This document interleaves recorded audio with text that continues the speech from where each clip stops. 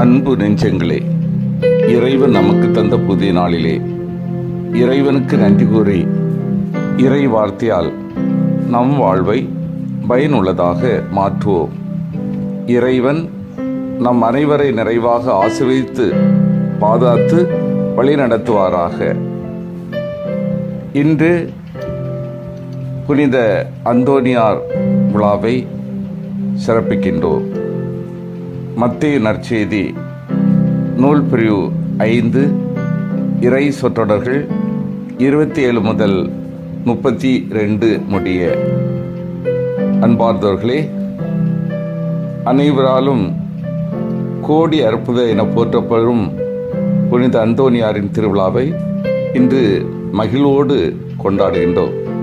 காரணம், இவர் ஆண்டவரை சுவைத்து பார்த்திருக்கின்றார், மனிதனில் இறைவனை கண்டார். தன்னுடைய வாழ்நாளிலேயே வாழும் புனிதர் என எல்லோராலும் போற்றப்பட்டவர். இவரது வாழ்க்கையிலிருந்து முக்கியமான 3 காரியங்களை பற்றி நாம் தெளிவாக தெரிந்து கொள்ள முடியும். 1, இவர் எல்லாவற்றுக்கும் மேலாக நற்கருணை ஆண்டவரை நேசித்தார். 2, இறை வார்த்தை மீது பற்று கொண்டு போதித்தார். 3வது, ஏழைகளை அன்பு செய்தார். நற்கருணை ஆண்டவர் மேல் கொண்டிருந்த அன்பு. நற்கருணை ஆண்டவரை நம் புனித எல்லாற்றுக்கும் மேலாக நேசித்தார். ஒரு நாள் திருப்பலி வேளையில் நம் புனிதருக்கு தோட்ட வேலை. அப்போது நடுப்பூசை வேளையில் மணி ஒலித்தது. தோட்டத்திலேயே முழங்கால் படியிட்டார்.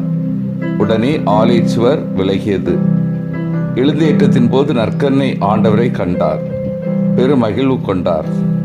மீண்டும் சுவர் முன்போல் ஆகியது. சபை முதல்வரிடம் இது பற்றி கூறினார். அவர் அமைதியுடன் அனைத்தையும் கேட்டு மனதில் வியப்படைந்தார். நம் புனிதருக்கு நற்கருணை ஆண்டவர் மீதுள்ள பற்று அளவிற்கு அரியது. 2வது, இறைவார்த்தையின் மீது பற்று.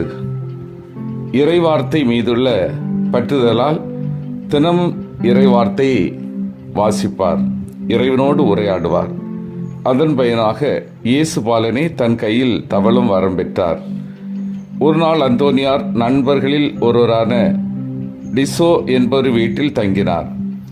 இரவில் அவர் இருந்த அறையிலிருந்து பேரொளி கிளம்பதை கண்ட டிசோ காரணத்தை அறிய விரும்பிய அவர் சாவி துவாரத்தின் வழியாக உற்று நோக்கினார்.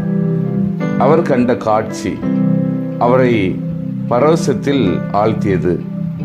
அதிசய அழகு வாய்ந்த குழந்தை ஒன்று மேசை மீது திறக்கப்பட்டு இருந்த விவிலியத்தில் நிற்பதை கண்டார். டிசோ மோட்சத்தை தன் வீட்டிலேயே கண்ட போல் உணர்ந்தார். அவன் இதயம் அக்களிப்பால் துள்ளியது. பின் அக்குழந்தை சாவி துவாரத்தை சுட்டிக்காட்டி அந்தோனியாரிடம் சொல்லியது. விரைவில் மாட்சி காட்சி மறைந்தது.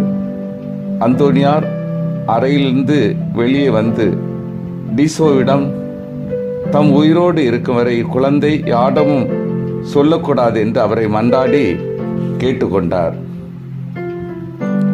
இவர் வாழ்வை பற்றி நாம் அறிந்து கொண்டோம் என்றால், போர்ச்சுகல் நாட்டில் லிஸ்பன் நகரில் பிறந்தார். 1195 மார்டின் மற்றும் மேரி என்பவர்களுக்கு மகனாக பிறந்தார். இவர் 15ஆம் வயதில் அகஸ்தீனார் சபை துறவியானார். 8 ஆண்டுகள் கோயிம்ப்ராவில் தன் இறையியல் மற்றும் வேத கல்வி கற்றுக் கொள்வதில் செலவிட்டார். கிபி 1220ஆம் ஆண்டு மொரோக்கோவில் கிறிஸ்துக்காக உயிர் துறந்த பிரான்சிஸ்கன் துறவிகளின் உடல்களை டான் பெட்ரோவுக்கு கொண்டு வந்ததை பார்த்தார். இக்காட்சி நம் புனிதரை மிகவும் பாதித்தது.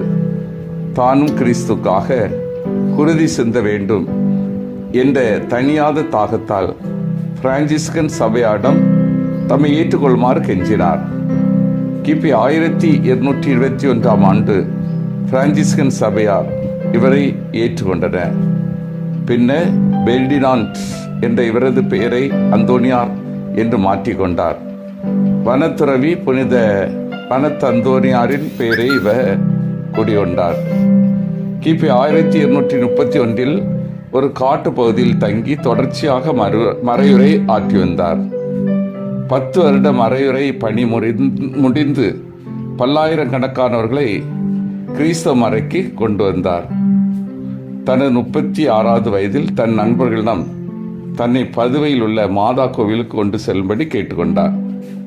அவ்வாறு செல்லும் வழியில் கிபி 1231 ஜூன் 13 இவர் இறைவன் திருவடி சேர்ந்தார். இவர் இறந்த மறு ஆண்டை பெந்தகோஸ்தே திருவிழா அன்று இவருக்கு திருத்தந்தை 9ஆம் கிரகோரியா புனித பட்டம் கொடுத்தார். கிபி 1946 திருத்தந்தை 12ஆம் பத்திநாத இவருக்கு மறை வல்லுநர் பட்டமளித்து பெருமைப்படுத்தினார். இவர் இறந்த 32 ஆண்டுகளுக்கு பிறகு இவரது உடல் பாகங்களை புதிதாக கட்டப்பட்ட ஆலயத்திற்கு எடுத்து செல்ல தீர்மானித்தனர். என்ன ஆச்சரியம்! இயேசுவை பற்றி போதித்த இவரது நாவு மட்டும் அழியாமல் அப்படியே இருந்தது.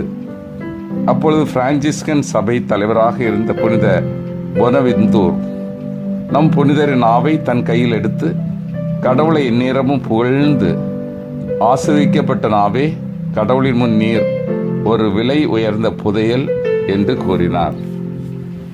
சிந்தித்து தியானித்து செயல்படுவோம். எனது வாழ்வு பிறர் மத்தியில் முன்மாதிரியாக உள்ளதா? நான் இறைவார்த்தையின் மீது முழு நம்பிக்கை கொண்டு செயல்படுகின்றேனா? நான் ஏழைகள் மேல் பரிவு கொண்டு பணிபுரிகின்றேனா? மன்றாடுவோமாக. வல்லமிக்க இறைவா, நாங்கள் அனைவரும் முன்மாதிரியான வாழ்வு வாழவும், இறை வார்த்தை இதயத்தில் ஏற்று வாழ்வாக்கவும், ஏழைகள் மேல் பரிவு கொண்டு உதவி செய்யும் நல்லுள்ளத்தையும் தந்தருளும். ஆமீன்.